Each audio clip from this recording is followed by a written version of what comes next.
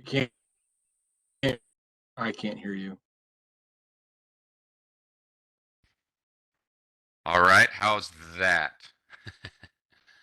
Better, Thanks, thank you. guys. So you guys all passed the test and you passed. Good job. Sorry about that. I was muted on my thing down here. So let's start all over. You didn't miss much at that point.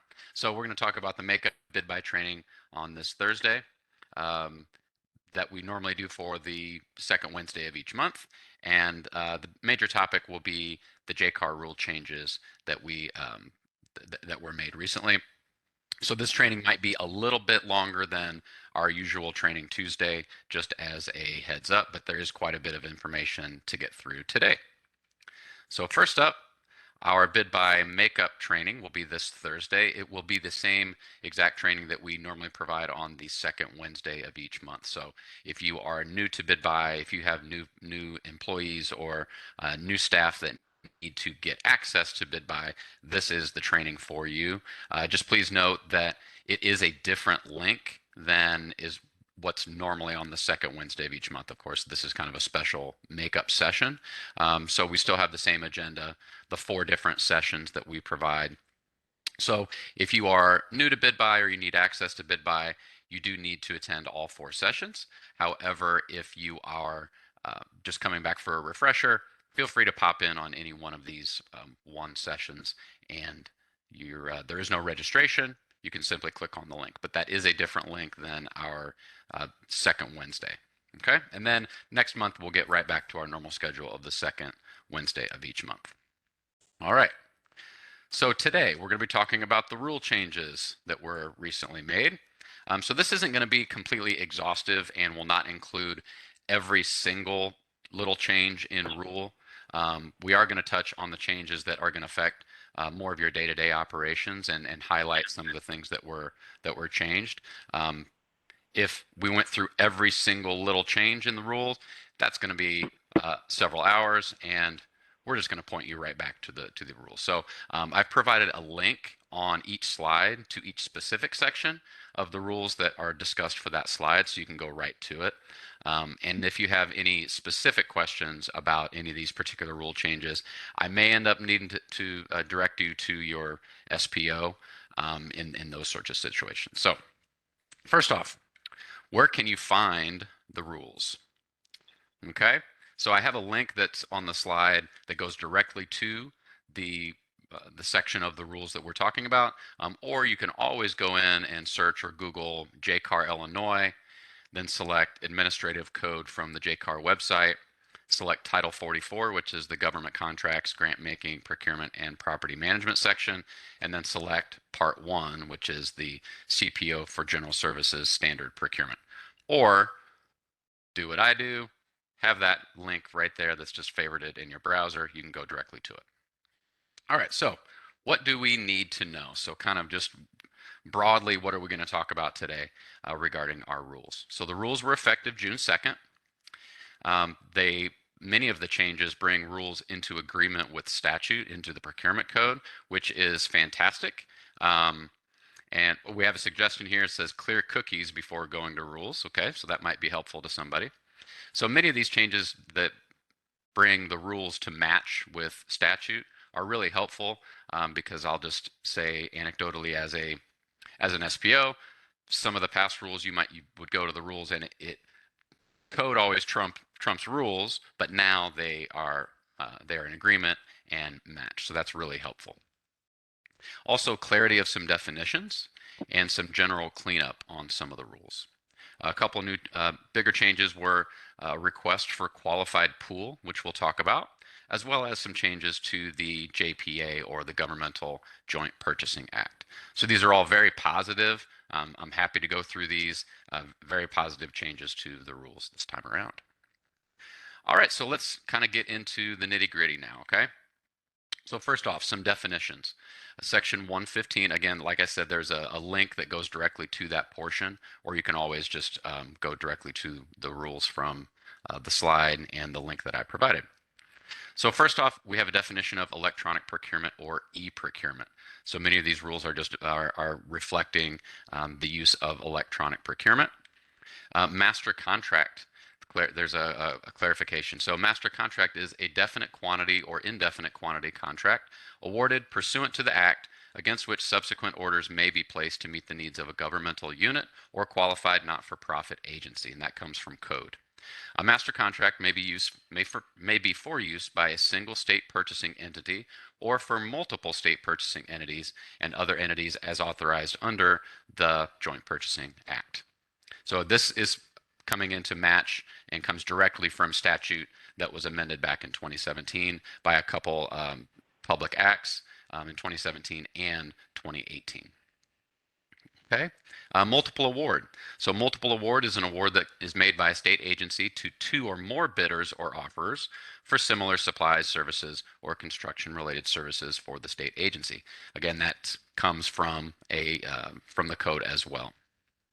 Solicitation. This was done to recognize that a response is now the name for an offer in an RFI leasing. So I know a lot of people on this call aren't a part of the RFI leasing process, but in the past those were called offers as well. The process is a little bit different compared to an RFP, and so now that's done to recognize that a response is now the name for an offer in an RFI leasing procurement. Okay, quotation or quote refers to the small purchase process. So pretty straightforward there. When we talk about a quote, we're talking about when a vendor submits to a small purchase. As many of you know, when we're talking about an IFB, we talk about a bid. When we're talking about an RFP, we're talking about an offer. Okay, a definition of state witness. So state witness is an employee of the procuring agency who observes the opening of sealed bids, proposals, responses, or submissions. In the e-procurement system, the system may serve as the state witness. So this might change some day-to-day processes, as this is a recognition that bid buy can serve as an electronic witness and a second human need not be present. So now that we have the bid buy system, it keeps track of all that information and documents that. So I will say this: double check with your agency, as this is our guidance. But if your agency still has a specific process for those bid openings, refer to your agency. Written determination. So written determination is now an approval or disapproval in the e-procurement system. So that the approval of, for instance, the written determination to make an award by an SPO, the approval in bid buy counts as that written determination. Okay, moving on to section 1060 regarding the designation. So according to the procurement code, procurement authority rests with the chief procurement officer. Okay, and so in section 1060, anywhere where it said delegate, it's now going to say designate. So for example, the small purchase designation memo that many of the agencies have on file in order to do a small purchase less than $10,000 without the involvement of the SPO. This is an example of that procurement authority being designated to the agency. It's not given away, it's not delegated, it's simply designated. So we have a change in terms there. So delegation is now designation. So now we move to 1525. We start talking about some things on the bulletin or bid buy for CPOGS purposes. So in section B, notice of each procurement except small purchases. So in these slides, I've underlined some of the language that was added. So it's not all brand new. There are just certain things that are clarified and added. So except small purchases shall be published in the bulletin for at least 14 days and shall contain at least of that following information that is there. So many of these are processes that we're already doing, but now they are specified in rule. Okay, next up, regarding renewals. So the notice of each contract renewal shall be posted in the bulletin within 14 days, that used to be 10, after the determination by the purchasing agency to execute the contract. It used to say renew. So it used to say within 10 days of the determination to renew, but now it's execute. The date of determination to execute, again, it used to say renew, shall be the date of the last signature required by the state agency to move forward with the renewal. and change orders on small purchases, notice of renegotiated contracts and change orders for all procurements other than small purchase procurements that increase the cost of the contract by more than $10,000 or time of completion by a total of 30 days or more shall be posted on the bulletin for 14 days. So um, this does not change the definition of what a change order is. It doesn't change any of the days or anything for the change order. It simply calls out that change orders on small purchases do not need to be posted publicly for 14 days. And just kind of the real life context here is many of our small purchases that are set aside for small businesses would not have been publicly viewed by a lot of the vendors anyway. And so if you were to post a change order that added $10,000 or more than 30 days to the end of the contract, some vendors, it might be confusing because they're being notified on a change to a procurement that they were never originally notified for. So change orders on small purchases do not need to be posted the same way that your other change orders are. Okay, let's move on to 1535 regarding the vendor portal. Essentially what this comes down to is you don't need to print and send extraneous stuff to be filed with the comptroller. So saying that some documents in the vendor portal contain information that's required by code to be in the contract, but not limited, but don't need to be included with the contract filed with the comptroller. So we're gonna walk through what does and what doesn't. So for example, business and directory information is not required by code to be included in a contract and is not required to be filed with the comptroller as part of the contract. So let's talk about this really quickly. What documents from the IPG are required to be in there? Certifications, so that's that section F or form F, IDHR, Board of Election, Secretary of State information, of course, financial disclosures and conflicts of interest. But those first couple ones do not need to be in there and printed and filed with the comptroller, so that the business information, business directory, or directory information does not need to be a part of that. So really, it's just as we move to a less or a more paperless world, we don't need to print and send all the extraneous stuff to be filed with the comptroller. Okay. I have a question here. Is there specific guidance for change orders on a small purchase? Is in terms of specific guidance, I'd be curious what probably that needs to go to your SPO, because if there's extra information, there can be change orders on small purchases. So I'll just kind of speak very broadly. They do still need to pass muster or pass the test for what a change order is, right? It needs to be germane to the original contract. It needs to not be foreseeable at the time of the original contract. We do recognize that there are those situations that will occur. So there is no blanket, there's no change orders on small purchases, but simply the public posting rule was changed. So small change orders on small purchases do not need to be posted in the bid buy for 14 days, the way it would be for an IFB or an RFP if you're doing a contract change order. But if there's specific questions, we can talk about that with your SPO or to me offline. All right, so 2005, just some general provisions. State employees shall not be responsible for failed submissions in the e-procurement system.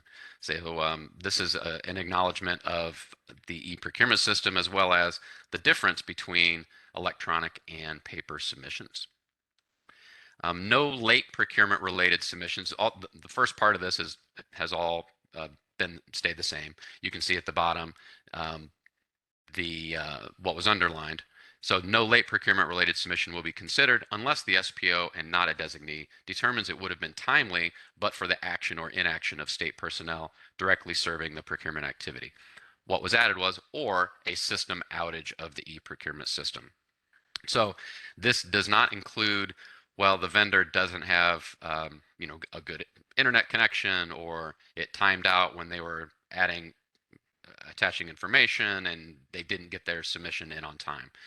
This simply reflects that if there were to be a complete system outage of bid buy, that at that point a late submission could be considered by the SPO. That hasn't happened yet.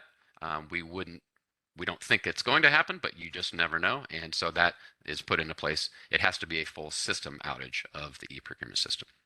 And then finally in this section, we got rid of fax submissions on for sending in quotes.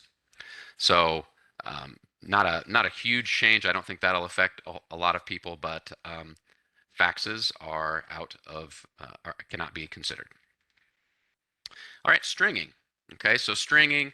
There are a couple things that were added here in section 2005 regarding stringing. Stringing of procurements is prohibited. Stringing does include dividing or planning procurements, including treatment of different facilities of the state agency as having separate procurements for the same need, with the intent to avoid use of competitive procedures. So we have some agencies that have facilities across the state, and this really goes to intent. Okay, so intending to avoid the use of an IFB or RFP. Also, dividing the procurement of supplies or services that comprise a system, project, or other foreseeable need with the intent to avoid competitive procurement requirements. So the system project that was added. What stayed the same and still is in there is the periodic purchases of similar supplies from several different vendors to maintain inventory is not stringing unless the purchases are planned to avoid the use of competitive procedures. So most questions regarding stringing are really on a case-by-case basis and would have to be answered by your SPO. Going back to our change order questions, so simple change order to PO versus a rec to bid, etc.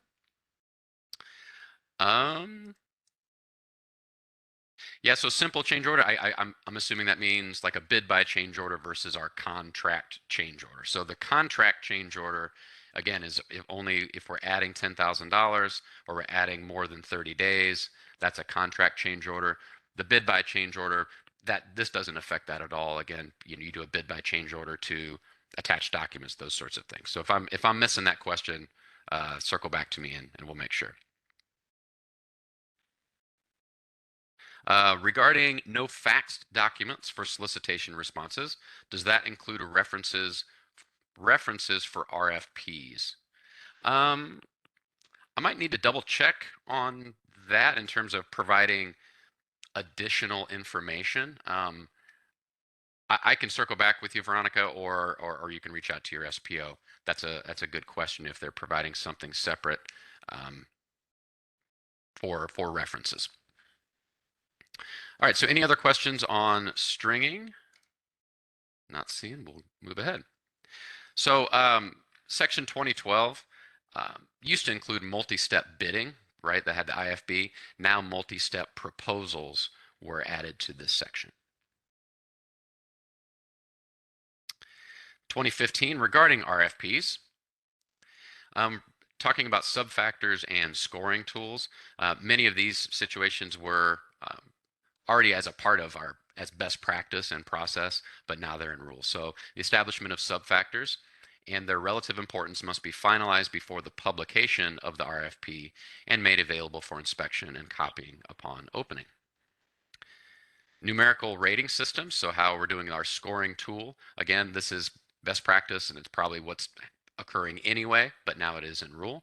Any scoring tool shall reflect the evaluation criteria and rankings set forth in the RFP and any sub-factors available at the opening. The scoring tool used by the evaluation team must be finalized and approved by the SPO before the publication of the RFP and made available for inspection and copying upon opening. Again, this is probably already happening because of that's our best practice and our processes. And then this section in section E simply just matches what was already in the procurement code regarding the proposals being submitted in 3 parts. The first covering price, the second covering that commitment to diversity, that's the piece that was added, and third covering all items, so that's the technical proposal. So this isn't functionally changing any process. as RFPs are currently being conducted, simply putting them into rules.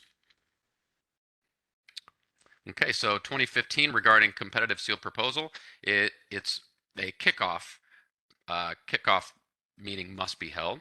So prior to evaluation, an evaluation team kickoff meeting must be held. The purpose of that meeting is to provide the evaluation team with information regarding the evaluation process, including but not limited to conducting the evaluation with fairness and integrity, maintaining confidentiality, discussing any possible conflicts of interest with any evaluation team members. The SPO and all evaluation team members must attend that meeting. Attendance may be in person, by conference call, or by video conference call. Again, that's the process that's happening anyway. It's just simply now in rule. Also, in rule regarding the what we call outlier meetings or post-evaluation meetings, that the SPO shall determine whether the evaluation team should meet to confirm the individual scores. Like I said, these are occurring now anyway, so this isn't a new process. Factors the SPO should consider in determining whether the evaluation team should meet include whether there's a significant or substantial variance of scores, divergent scoring comments, or other information. So in a nutshell, when you have those RFPs, you have your evaluation team, they evaluate individually the technical proposals that the vendors submit in, and if you have some some scores that are very high and then you have another evaluator that's very low, you bring them together to discuss that. Maybe something was missed by any of the evaluators, and that's an opportunity to discuss with the evaluators and the SPO those things, as well as making comments on those scoring sheets. Notes regarding the meeting are only required are required only if there are changes to individual scores. So if there end up not being changed to the individual scores, you don't need to have notes. And then SPO has the right to attend all evaluation meetings. Again, sorry, I feel like I sound like a broken record. This is happening anyway. Now we're just putting them into rules. I missed a question. Where are the best practices located? So best practices, it's a term really. So you have some of our national procurement organizations such as NASPO and NIGP, even the Illinois Association of Public Procurement Officials. You have these organizations that best practices essentially mean it may not be in code or rule, but it is a standard of procurement of the procurement profession. So many of these best practices, we kind of put them in quotes, are eventually codified into rules or into the procurement code. But even if they aren't, we still have the opportunity to those best practices may change over time. But there is no specific one place where best practices are located in the same way that we have a link to rules or the procurement code. All right, so sticking with 2015 for just a second regarding the awards. So this may not be applicable to many of your agencies, but it will be certainly for some. So for you boards, commissions, or authorities, this one is for you. So after completion of the award, if the board, commission, or authority approval of a contract award is necessary, the state agency may have separate discussions with individual board, commission, or authority members to obtain each individual member's approval of the award prior to publishing the award in the bulletin. So some of those boards, commissions, and authorities will have a vote on a contract at one of their meetings. Now it provides a little more flexibility there to receive individual members' approval of that award separately. And again, that might be one that if you have any specific questions. Oh, sorry, I missed one. Dave, what is a sub-factor? Okay, sorry, I missed that earlier. Going back to your the RFP, essentially it's how it's being evaluated, and essentially what would happen is, to kind of put it in more layman's terms, you wouldn't publish the RFP and then figure out how you're going to evaluate it afterwards. That needs to be upfront and as a part and approved by the SPO upfront. All right, so section 2015, still sticking with our RFPs, regarding section G7 about the commitment to diversity. This essentially was added to the rules just to match code. So none of these factors are new. It's just what is already in code in terms of the commitment to diversity. Factors that can be considered for the award may include but not limited to. So these are just those suggestions that are in code and may be included. Whether or how well the offer on the solicitation being evaluated met the goal of contracting or subcontracting with businesses owned by women, minorities, or persons with disabilities. Whether the offer assisted businesses owned by women, minorities, or persons with disabilities in obtaining lines of credit, insurance, necessary equipment, supplies, materials, or related assistance or services. The percentage of prior year revenues of the offer that involves businesses owned by women, minorities, or persons with disabilities, or whether the offer has a written supplier diversity program, including but not limited to the use of diverse vendors in the supply chain and a training or mentoring program with businesses owned by women, minorities, or persons with disabilities. And finally, the percentage of members of the offeror's governing board, senior executives, and managers who are women, minorities, or persons with disabilities. Okay, let's see. Let me move. Missed a couple questions here. Oh, I got the definition of subfactor. Thank you. A subset. Okay, so Gene, going back to your question, a subset of main evaluation factor. Main evaluation factors are identified in the solicitation. Subfactors that are separately evaluated within a factor are also identified in the solicitation. Thank you very much for that definition, which is in the definition on the rules.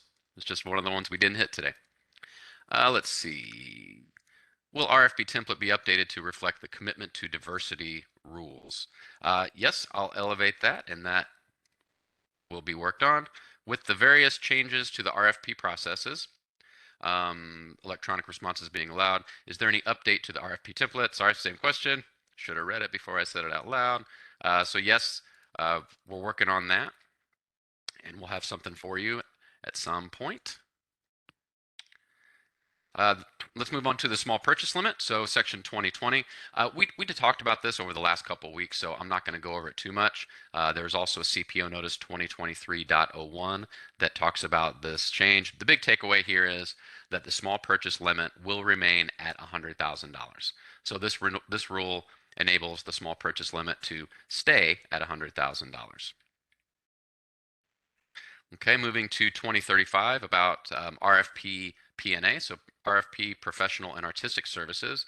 These categories here, law, accounting, medicine, dentistry, and clinical psychology, were removed from being required to procure via RFP P&A.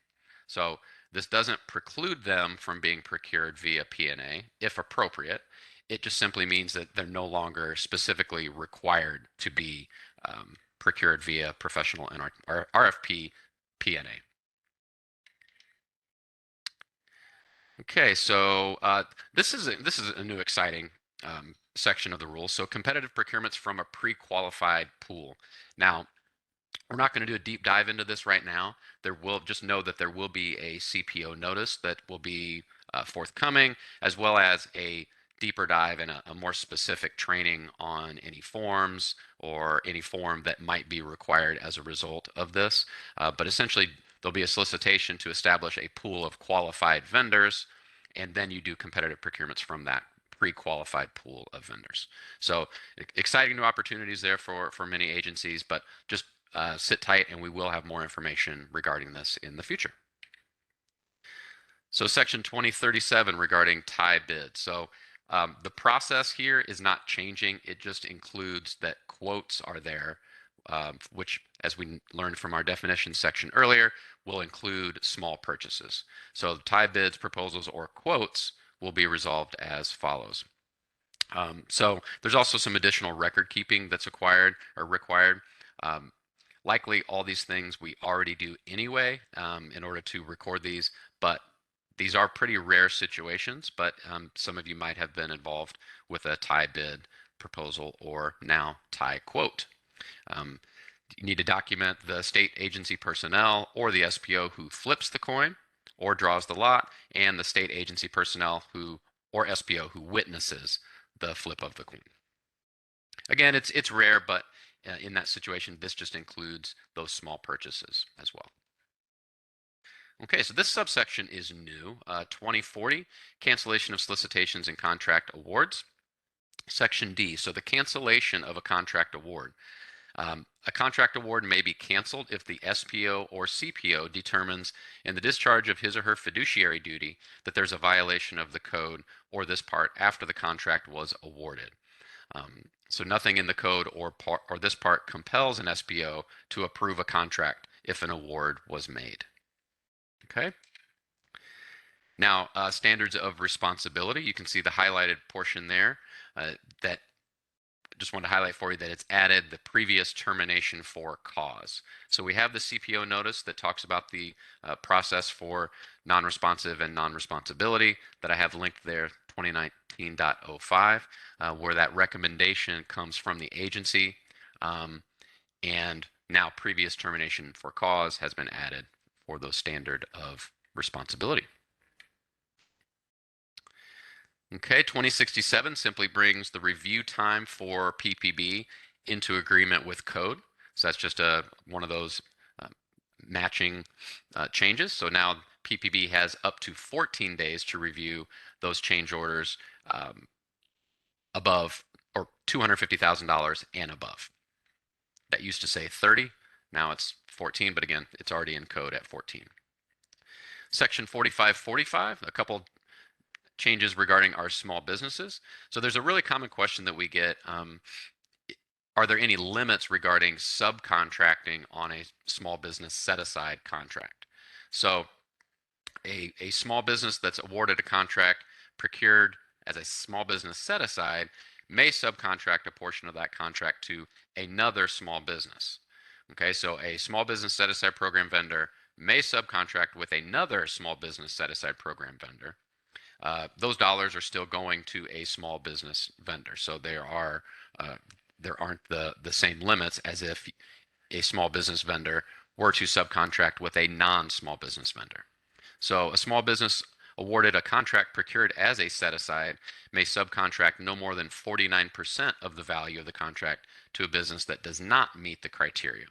And this is for obvious reasons. You know, we don't want to have a situation where a small business vendor is not doing the majority of performing the majority of the contract, and then those dollars are going to a non-small business. It goes against the spirit of and intent of the small business set-aside program. Okay, and then also another small change. A small business in Illinois is defined as an entity whose business is headquartered in Illinois. So that portion whose business is headquartered in Illinois was added. So a small little loophole that was closed. So again, goes to the intent and spirit of the program. We want those businesses that are headquartered in Illinois to be able to receive these contracts and to compete and keep those Illinois taxpayer dollars in Illinois. Okay, 4595 talks about hub zones. So first off, let's talk about just what is a hub zone to begin with. I think many of us might not have much experience with this. So hub zone means historically underutilized business zone. So the Hub Zone program is a U.S. Small Business Administration program. You'll see from the map that it's a little bit more prevalent in the more rural parts of the state, but there are preferences if a vendor is a hub zone vendor and certified with the federal government. So there is a mandatory preference of 2% on IFBs and RFPs. So for the pricing of an IFB RFP, they have a preference of 2%. This does not affect small purchases. It's not applicable for those. This is simply for IFBs and RFPs.